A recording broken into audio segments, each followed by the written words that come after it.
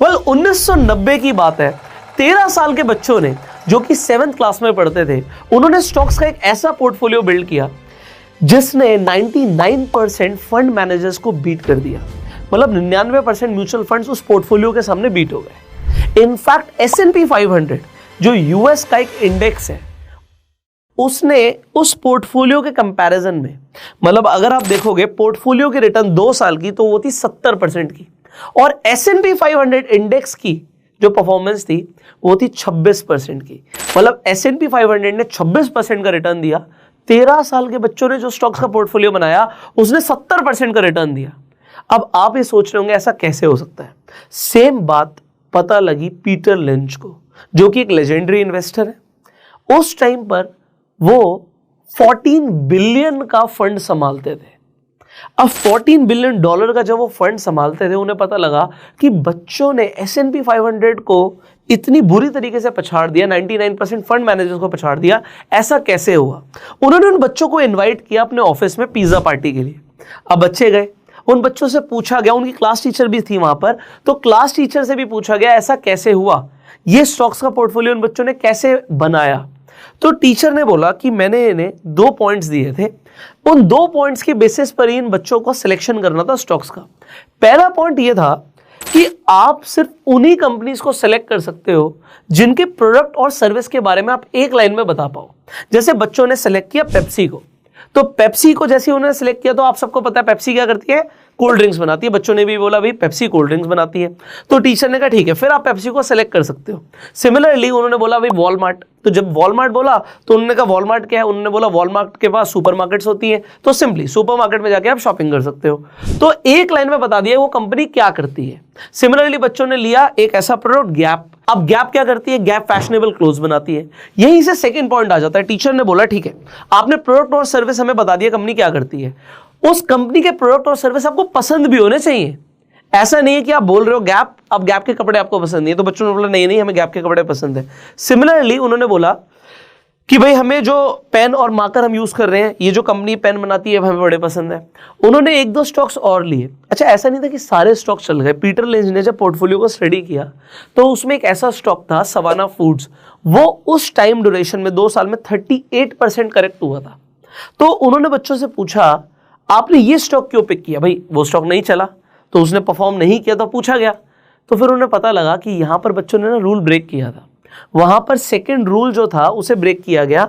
उन्हें वो प्रोडक्ट्स अच्छे नहीं लगते थे उस कंपनी के, उन्होंने थोड़ी सी स्टडी कर ली। जब अब क्या होता है ना, टीचर कुछ होमवर्क देती है तो बच्चे क्या करते हैं, थोड़ा सा पढ़ाई कर लेते हैं। उन्होंने ना इन्वेस्टर्स डेली पढ़ लिया था, तो उन्होंने रिपोर्ट पढ़ने के बाद वहां पर एक स्टॉक का नाम लिखा हुआ था, तो इसलिए उसे पिक कर लिया कि हाँ ये अच्छा कर सकता है।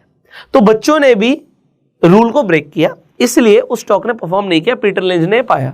बट पीटर लिंच को फिर भी ये समझ आया कि जो बच्चों ने स्टॉक्स पिक करे उन्होंने डेफिनेटली मार्केट को आउट परफॉर्म किया। और ये देखा गया कि जो फंड मैनेजर्स इतना दिमाग लगाते हैं, कंपनीज की फंडामेंटल एनालिसिस करते हैं, जो लोग टेक्निकल एनालिसिस करते हैं, उन सबसे बेटर इन बच्चों का पोर्टफोलियो था।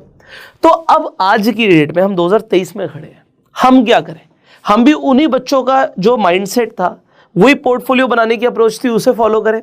वेल डेफिनेटली जो प्रोडक्ट्स आपको पसंद है वो कंपनीज अच्छे आपको रिटर्न्स दे सकती है। अब यहीं से हम वापस से अपनी इस सीरीज पर आ जाते हैं, जो हम 40 दिन की सीरीज की बात कर रहे हैं। आप एक ऐसी फाइनेंशियल ट्रांसफॉर्मेशन सीरीज के अंदर हो जब हम स्टेप बाय स्टेप आगे बढ़ने की बात कर रहे हैं। आज का टॉपिक डेफिनेटली है कि कैसे बेस्ट स्टॉक्स पिक करे जाए। बट क्या ये स्ट्रैटेजी बहुत अच्छी है? चलिए समझते हैं। हम एग्जांपल ले लेते हैं राहुल का। अब राहुल को जब ये बात पता लगती है कि भाई उन कंपनीज के प्रोडक्ट्स खरीदो जो आपको पसंद है, जिनके बारे में आप जान सकते हो, जिनको आप डिस्क्राइब कर सकते हो एक लाइन के अंदर, तो वो ये इंटरनेट पे ना और भी बहुत लोगों से सुन लेता है कि ऐसी कंपनी के प्रोडक्ट खरीदो जिन कंपनी के प्रोडक्ट्स आपको पसंद है। अब राहुल क्या करता है, वो सुबह सुबह देखता है कि वो कौन सा टूथपेस्ट यूज कर रहा है। वो देखता है मैं पेप्सोडेंट यूज कर रहा हूं। अब वो लक्स से नहा रहा होता है, उसके पिताजी बोलते हैं नहीं नहीं लक्स से नहीं नहाएंगे, अब हम हमाम यूज करेंगे। उसकी मम्मी बोलती है हमाम नहीं, हम डव यूज करेंगे। वो सबके नाम लिख देता है, लक्स, हमाम, डव सब लिख देता है। उसके बाद वो देखता है नहाने के बाद कि उसकी मम्मी कपड़े धो रही है, वो रिन यूज कर रही है। उसकी बहन आके बोलती है नहीं नहीं व्हील सस्ता पड़ेगा, व्हील यूज कीजिए, तो वो व्हील का नाम लिख देता है। इसी तरीके से वो कई सारे प्रोडक्ट्स का नाम लिख देता है। उसे पता लगता है भाई ये सारे प्रोडक्ट्स एक ही कंपनी बनाती है। वो है हिंदुस्तान यूनिलीवर।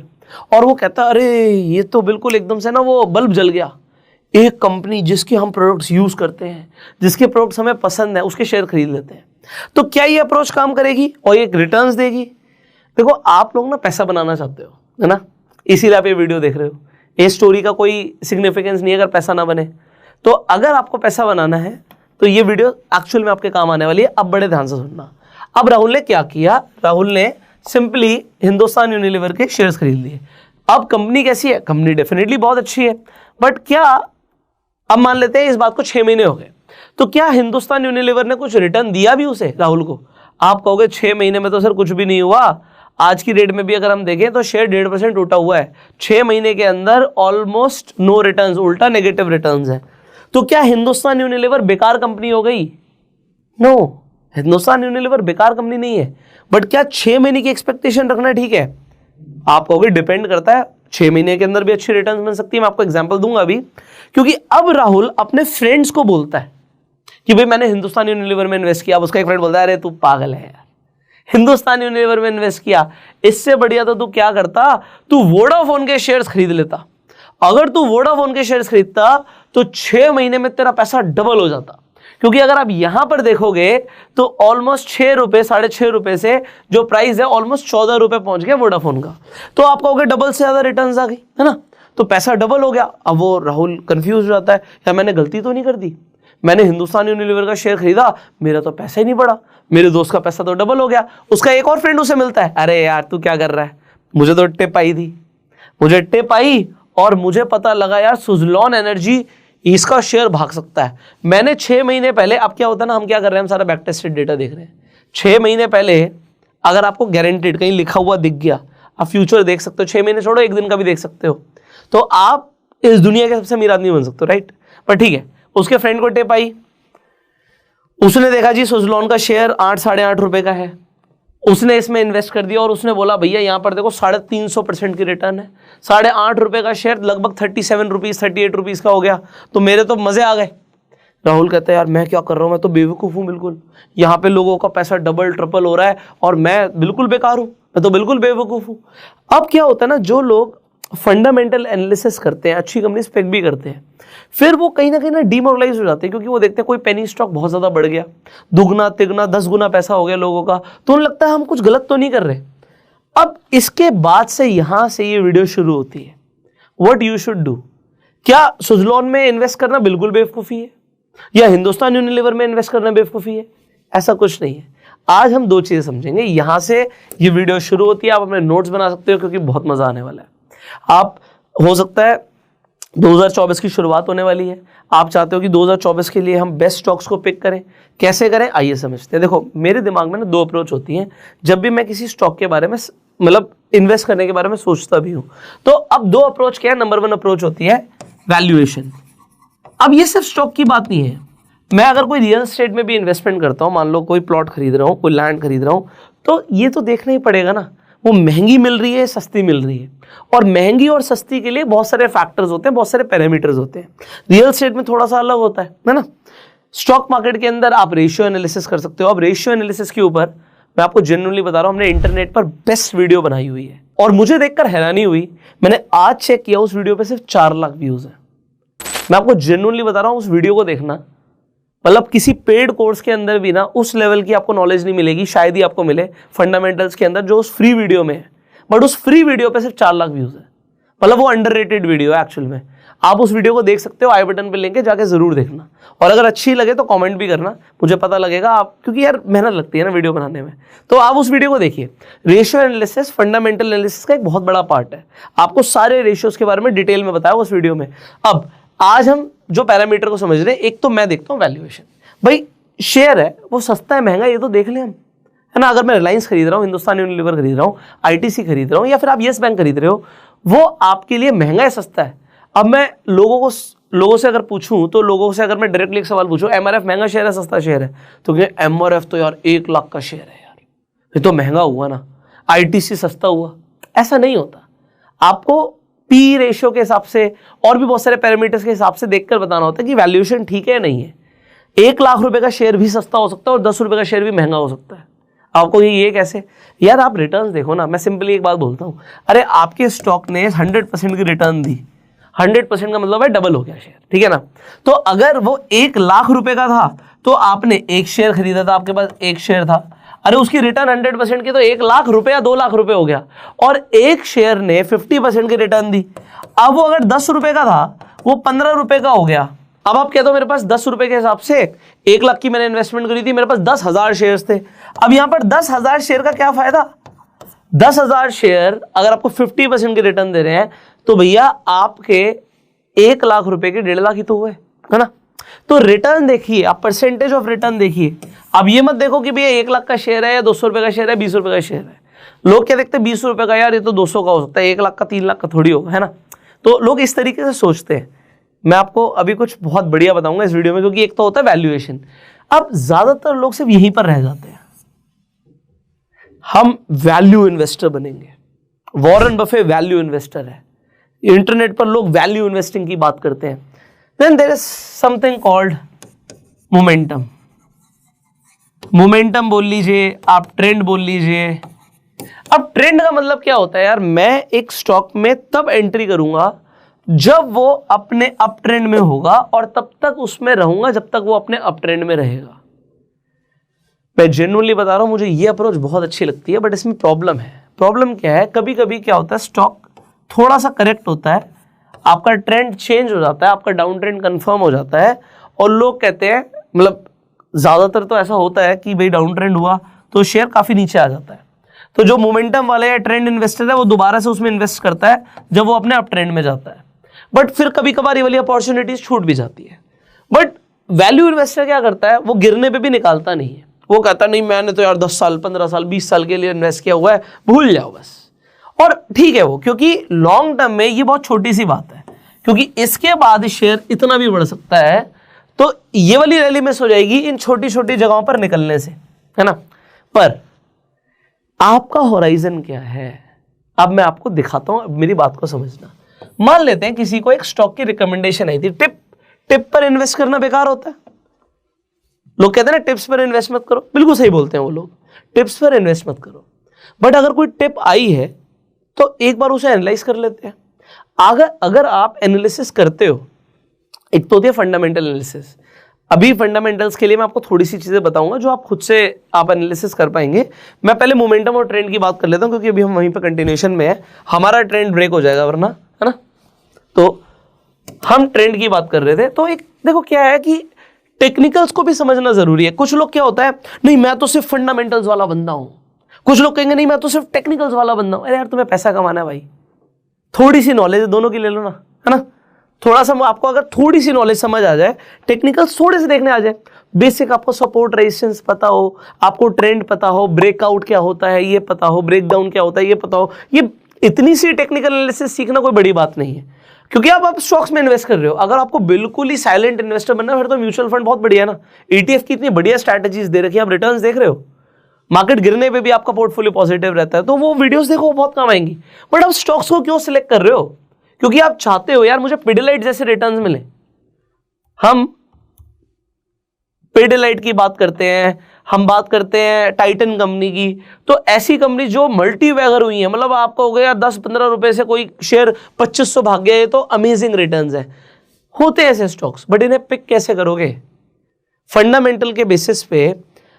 कई सारे लोग आपको बोलेंगे फिर छोटी कंपनी में इन्वेस्टमेंट ही मत करो, है ना, आप निफ्टी 50 में ही रहो। फिर निफ्टी 50 में तो आपको इतनी छोटी कंपनियां मिलेंगी नहीं। तो अब आप क्या कर सकते हो इसे समझते हैं, ठीक है। टर्न अराउंड्स कैसे फाइंड आउट करने, एक अलग टॉपिक हो सकता है। टर्न अराउंड्स बेसिकली क्या होता है, ऐसी कंपनीज जो एक सर्टेन टाइम पीरियड तक अच्छा नहीं कर रही होती, फिर वो एकदम से टर्न अराउंड हो जाता है, मतलब कंपनी बहुत अच्छा करने लगती है, फिर अगर कंपनी अच्छा करेगी तो उसका शेयर प्राइस भी भागेगा। तो उसके ऊपर एक अलग से वीडियो बन सकती है, बट आज मैं आपको हिंट दे देता हूं। तो एग्जांपल आपको पिडिलाइट पकड़ना था, या मैं कहता हूं चलो यार कहीं से रिकमेंडेशन आई सुज़लॉन एनर्जी, आपने कहा यार ये शेयर में पैसा लगाया जा सकता है यार, 6 महीने पहले किसी को मान लो कहीं से टिप आई, तो अगर आपको ऐसा लगता भी है कि इसमें पैसा लगाया जा सकता है, तो आप थोड़ा सा क्या करोगे, मान लीजिए आप चार्ट खोलोगे और चार्ट पर आके क्या देखोगे कि भाई मैं एक सिंपल सा एक इंडिकेटर अप्लाई कर लेता हूं, मुझे कोई ट्रेंड लाइन नहीं आती है ना, आपको ज्यादा कुछ नहीं आता है। एक इंडिकेटर क्या होता है, हेल्प के लिए होता है। तो आपको ये पता लग जाएगा एक मेजर व्यू देखते हुए कि कौन सा ट्रेंड चल रहा है। मान लीजिए आपको ये टिप आई थी यहाँ पर, जब ये प्राइस 8-9 रुपए के आसपास था, तो यहाँ पे आपको एक टिप आई, आपने कहा यार नहीं अब ये डाउन ट्रेंड में चल रहा है। जब ये यहाँ पे मैंने एक इंडिकेटर लगाया हुआ है सुपर ट्रेंड, सिंपल एक सुपर ट्रेंड इंडिकेटर, तो आपने कहा नहीं यार जब ये अप ट्रेंड में आएगा और अप ट्रेंड में भी जो भी कैंडल हाई ब्रेक करेगा तो मैं एंट्री करूंगा। तो उस टाइम में मान लीजिए आपने यहाँ पे कहीं 8.40 रुपए, इनफैक्ट उससे भी कम 8 रुपए के आसपास आपने इन्वेस्टमेंट करी होती सुजलॉन में, और आप सीधा सीधा ये जो आपका छोटा सा नीचे ट्रेंड लाइन थी यहाँ पर आप अपना स्टॉप लॉस लगा के रखते हैं, या ट्रेंड लाइन ब्रेक होगी, जो भी कैंडल ब्रेक करेगी उसका लो ब्रेक होते ही मैं आउट हो जाऊंगा, वहां पर आपका थोड़ा बहुत नुकसान हो सकता है। देखो आप ऐसे स्टॉक को पिक कर रहे हो जब वो एक पेनी स्टॉक है। पेनी स्टॉक के अंदर मैं आपको रिकमेंडेशन नहीं दे रहा, यहाँ पे कोई रिकमेंडेशन नहीं है, मैं आपको ये समझा रहा हूँ। पेनी स्टॉक का एक सबसे बड़ा ड्रॉबैक क्या होता है, सबसे बड़ा ड्रॉबैक पेनी स्टॉक का ये है कि अगर गैप डाउन हुआ अगले दिन मार्केट के अंदर लोअर सर्किट लग गया तो आप निकल नहीं पाओगे बाहर। मतलब मैं खुद पेनी स्टॉक में कोई इन्वेस्टमेंट नहीं करता, ये सब देखने के बाद भी अगर आप मुझे बोलोगे यार आप पेनी स्टॉक्स बता दीजिए हमें, तो मैं बोलूंगा भैया मेरा कोई पेनी स्टॉक में इंटरेस्ट ही नहीं है। मैं तो आपको ये बता रहा हूं कि आप एनालिसिस बेटर कैसे कर सकते हो। देखो आपको देखना आपका रिस्क है, मेरे लिए सबसे पहले कैपिटल प्रोटेक्शन बहुत जरूरी है। आज जो पैसा कमाया वो जाना नहीं चाहिए, ये मेरा पहला रूल है ना। तो कई सारी चीजें हैं, मुझे नॉलेज होने के बावजूद भी मैं उसमें बहुत ज्यादा हाथ नहीं डालता। रीजन क्या है, कैपिटल नहीं जाना चाहिए, कम बन जाए पैसा कोई दिक्कत नहीं है। तो मेरे लिए क्या है, मैं एक थोड़ा सा सेफ इन्वेस्टर हूं, तो मोमेंटम के अंदर पैसा बनता है, क्लियरली मुझे पता है। पेनी स्टॉक्स में मल्टीप्लाई होता है बहुत तगड़ा, बट पेनी स्टॉक्स का मैं फैन नहीं हूं। बट कई लोग हैं पेनी स्टॉक्स में बहुत पैसा बनाते हैं, तो ठीक है, बट वो पैसा बनाते हैं, अगर आपको भी इंटरेस्ट है तो कम से कम आपको इन चीजों का ध्यान रखना है कि यार ठीक है अप ट्रेंड में आया स्टॉक, मैं यहाँ पे बैठा हूँ, अब ये 8 रुपए का 10 हो गया, मेरे को भी नहीं निकलना, ये 10 का 15 हो गया तब भी मुझे नहीं निकलना। मुझे कब निकलना है, जब यहां पर जाके एक डाउन ट्रेंड कंफर्म हुआ, और ये कंफर्म हुआ, ये कंफर्म नहीं हुआ बेसिकली, क्योंकि जिस कैंडल ने ब्रेक किया अगले दिन उसका लो ब्रेक नहीं हुआ। बट एनीवेज आप यहाँ पे आउट थे, मैं ये मान के चलता हूँ। तो 8 रुपए से लेके 20 रुपए आपका पैसा डबल से ज्यादा हो गया। आप कहोगे यार बहुत अच्छा ग्रो हो गया है, तो यहाँ पे ना ग्रोथ अच्छी आ गई। उसके बाद क्या, जब दोबारा से इसने अपना ट्रेंड चेंज किया, आपने फिर एंट्री मार ली। अब आपने जब फिर एंट्री मारी तो 25 रुपए से लेके आज 37 का हो गया। तो अभी भी इसने क्या आपको एग्जिट दे दिया, इसने एग्जिट नहीं दिया। अभी यहाँ पर क्या दिखा रहा कि 32 के नीचे आएगा तो आप बाहर निकल सकते हो। अगर आप 32 के नीचे भी निकलते हो और आपने एंट्री यहाँ पर कहीं ली थी 25, 26, 27 के भाव पे, तब भी आप प्रॉफिट में होगे। Point is clear. अब ये सुजलॉन की बात नहीं है यार, ये तो किसी भी स्टॉक के लिए है। एग्जाम्पल, आप हिंदुस्तान यूनिलीवर पिक किया ना आपने, क्योंकि आपको वो पसंद था, तो मैं कह रहा हूं आप हिंदुस्तान चूज करो, आप हिंदुस्तान यूनिलीवर ही चूज करो, बट उसे कब चूज करो। एग्जाम्पल यहां पर है, तो अगर आप 6 महीने पहले की बात कर रहे हो तो यार डाउन ट्रेंड में चल रहा था, क्यों हाथ डालूं मैं। अब यहां पर जाके इसने एक अप ट्रेंड कंफर्म किया, ठीक है, मैं इसमें बैठा हूं, अगर इसने अपना डाउन ट्रेंड कंफर्म कर दिया मैं फिर आउट हो जाऊंगा। आप कहोगे यार एक अच्छे स्टॉक में बार बार एंट्री बार बार आउट, थोड़ा सा ट्रेडिंग वाली ना अप्रोच लानी पड़ेगी। बात ये नहीं कि आप शॉर्ट टर्म में निकल रहे हो, 6-6 महीने 1-1 साल तक ना, ये हमने 1 डे का टाइम फ्रेम लगाया हुआ है, इंपॉर्टेंट ये है 1 डे के टाइम फ्रेम पे अच्छे स्टॉक्स साल भर अप ट्रेंड में रहते हैं। तो मैं प्रॉफिट ही नहीं बुक करूंगा, मैं प्रॉफिट से भी तो नहीं ललचाऊंगा ना। कई लोग प्रॉफिट से भी तो ललचाते हैं, मेरा पैसा डबल हो गया मैं तो आउट हो रहा हूं, क्यों भाई। अगर स्टॉक अच्छा कर रहा हो तो 5 गुना भी ग्रो हो सकता है। तो पॉइंट यहां पर ये है कि अभी नहीं, आप एग्जांपल अभी आप कहते हो ठीक है ये वाले टाइम फ्रेम पर आप कहते हो मुझे, अगर सिर्फ अभी आप टेक्निकल्स देख रहे हो, बट एक इंपॉर्टेंट अप्रोच जो वैल्यूएशन की थी वो रह गई है अभी, तो वीडियो खत्म नहीं हुई है। अभी इतना सुन के भाग मत जाना कि नहीं यार मैं तो इसी अप्रोच से इन्वेस्टमेंट करूंगा। तो ठीक है, आपने इस टाइम पे चूज किया। अब इसके बाद अगर ये अप ट्रेंड कंटिन्यू रहता है तो वी डू नॉट नो, आपको बहुत सिग्निफिकेंट मूव्स मिल सकते हैं। जैसे यहां पर आप देखिए, यहां पर गया, ठीक है, अप ट्रेंड आया, बट यहां पर आके इसने दोबारा से सपोर्ट लिया, उसके बाद प्राइस ऊपर गया, यहां पर आके इसने आपको आउट कर दिया। आपने मान लीजिए इस मूव को कैप्चर किया, इसी तरीके से आपको कई सिग्निफिकेंट बड़े बड़े मूव्स भी मिल सकते हैं। अब ये जो स्टॉक है ना, जो हिंदुस्तान यूनिलीवर है, बहुत बड़ी कंपनी है। अब क्योंकि बहुत बड़ी कंपनी है, बहुत बड़ी कंपनी का स्टॉक डबल होने के लिए उस बहुत बड़ी कंपनी को डबल होना पड़ेगा। तो छोटी कंपनीज, मैंने आपको स्टार्टिंग में भी बताया था, जो लार्ज कैप कंपनीज होती हैं, ये लार्ज कैप कंपनी है। लार्ज कैप में थोड़ा सा फाइट है, मिड कैप में थोड़ी कम फाइट है, स्मॉल कैप में और कम फाइट है, वो आपको खुद देखना है।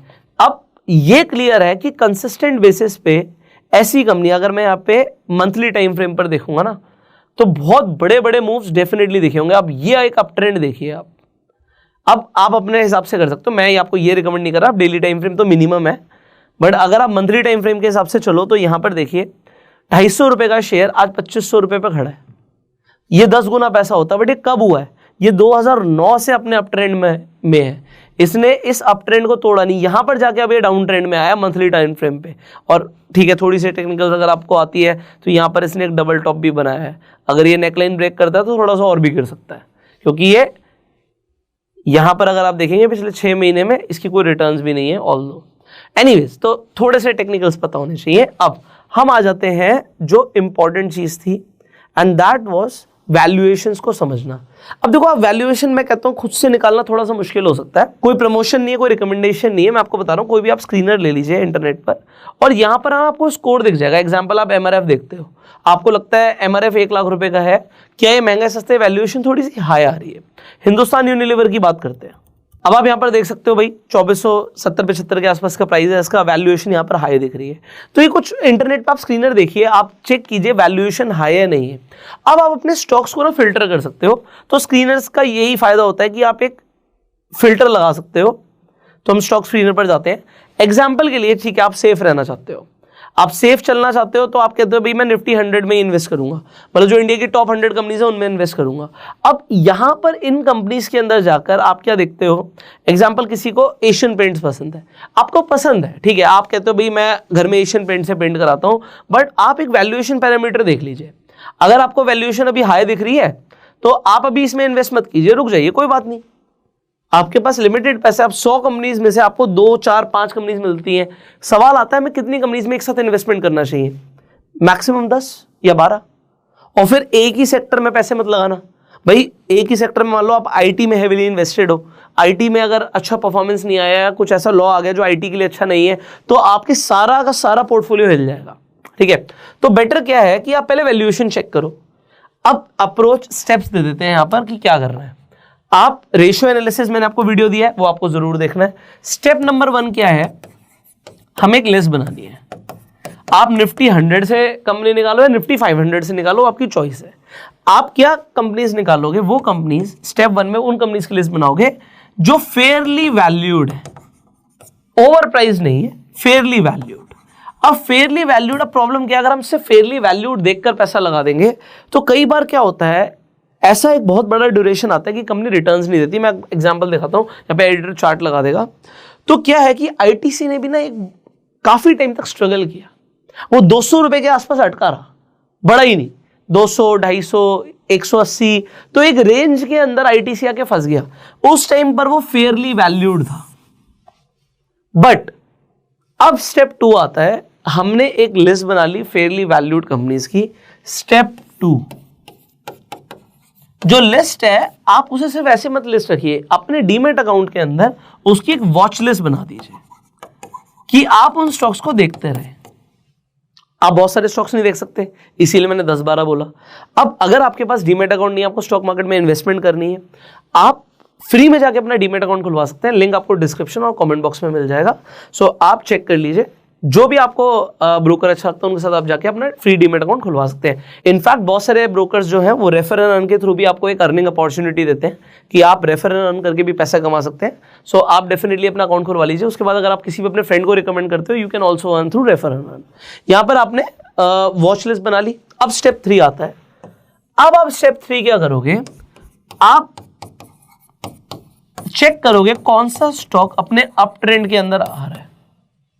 ये वो कंपनीज थी जो आपने निकाली थी स्क्रीनर के थ्रू, वॉच लिस्ट बनाई थी, और जो अप ट्रेंड में है उसमें आप इन्वेस्टमेंट कर सकते हो। अब यहां पर क्या होगा, कई बार आप देखोगे स्टॉक अपने अप ट्रेंड में आया, उसके बाद उसने बहुत जबरदस्त रिटर्न्स दिए। अब 10 में से 5 स्टॉक्स तो आपको अप ट्रेंड जब बनाएंगे तो बहुत अच्छे रिटर्न्स देंगे। 2-3 स्टॉक्स ऐसे होंगे जिसमें आपका लॉस भी होगा, ये मैं आपको बता रहा हूं। तो लॉस जो है स्टॉक मार्केट में इनएविटेबल है। अगर आप कुछ भी ऐसा करोगे जिसमें रिटर्न ज्यादा आ सकती है तो उसमें रिस्क भी होता है। तो अब आपका क्या होगा, यहां पे आपका अप ट्रेंड बना होगा, बट आपका अगर यहां पे कैंडल ने ब्रेक डाउन दिया और उसका लो ब्रेक हो गया, आप आउट हो गए, तो हो सकता है आपका कुछ 2, 4, 5, 10% का जितनी आपने इन्वेस्टमेंट उस स्टॉक में करी थी पर्टिकुलरली, वहां पर लॉस भी हो। तो लॉस के लिए मेंटली रेडी रहना, ठीक है, रेडी रहना, ऐसा नहीं है कि लॉस नहीं होगा, ठीक है। तो यहाँ पर ये जो स्ट्रैटेजी है इन्वेस्टिंग की स्ट्रैटेजी से आप अच्छे स्टॉक्स पिक करते हो। कुछ स्टॉक्स आपके पोर्टफोलियो में जो भी आपने इन्वेस्टमेंट करी है उस पैसे को डबल ट्रिपल भी कर सकते हैं, बट कई सारे स्टॉक्स होंगे जिसमें कुछ लॉस भी होगा, और कई स्टॉक्स होंगे अप ट्रेंड के बावजूद भी वो कुछ देर साइडवेज अटके रहेंगे। तो वहां पे आपको डीमोरलाइज नहीं होना, क्योंकि आपने उनको पहले फंडामेंटल एनालिसिस से, रेशियो एनालिसिस से आपने फाइंड आउट किया कि वो अच्छी कंपनीज हैं। अब आप क्या करने वाले हो, आपके लिए एक छोटा सा होमवर्क है, आप अपनी 10 स्टॉक्स को पिक करने वाले हो, इस वीडियो के नीचे कमेंट करने वाले हो, एंड वो जो 13 साल के बच्चों ने किया ना कि 2 साल के बाद देखते हैं कि क्या रिटर्न्स गई, तो आप एक फेयरली वैल्यूड कंपनीज की डेफिनेटली एक लिस्ट नीचे दीजिए। अगर आप देखो, ये हमें नहीं पता लगेगा आप उसमें कब इन्वेस्टमेंट कर रहे हो, आपकी चॉइस है, बट यस जितनी कंपनीज आज से 2 साल के बाद हम देखेंगे जो अप ट्रेंड में गई हैं, इस वीडियो के लॉन्च होने के बाद 2 साल के बाद जो अप ट्रेंड में गई, उन्होंने क्या रिटर्न्स दिए, एंड मैं आपको जेन्युइनली बता रहा हूं, you will be shocked to see there will be good returns, because I know that market में ट्रेंड में पैसा बनता है ना। तो हमने क्या किया, यहाँ पर फंडामेंटल एनालिसिस और टेक्निकल एनालिसिस को जोड़ दिया। हम ये नहीं कह रहे यही सही है, हम ये नहीं कह रहे यही सही है, हम दोनों को यूज कर रहे हैं और दोनों को यूज करने में हमारा ज्यादा बेनिफिट हो सकता है। बाकी मैंने जैसे बताया कि मैं पेनी स्टॉक्स इन्वेस्टिंग का कोई फैन नहीं हूं, बट हो सकता है आप में से कुछ लोग पसंद करते हो, तो फिर भी मैंने आपको एक अप्रोच दे दी है। So I hope this video was valuable for a lot of people. अगर आपको ये वीडियो अच्छी लगी तो एक थम्स अप जरूर दीजिएगा। आपको इस वीडियो में सबसे अच्छा क्या लगा वो भी कमेंट करके बताइएगा। आपको स्टोरी से कुछ सीखने को मिला, क्या सीखने को मिला वो भी आप बता सकते हैं। So there is a lot to tell in comment section below. Finally अगर आपने सब्सक्राइब नहीं किया, सब्सक्राइब कर लीजिए, बेल आइकन पे क्लिक कर दीजिए। आप फ्री में जाकर डीमैट अकाउंट खुलवा सकते हैं, लिंक डिस्क्रिप्शन और पिन कमेंट में मिल जाएगा। I will see you in the next video. Till the time you go self made and जय हिंद।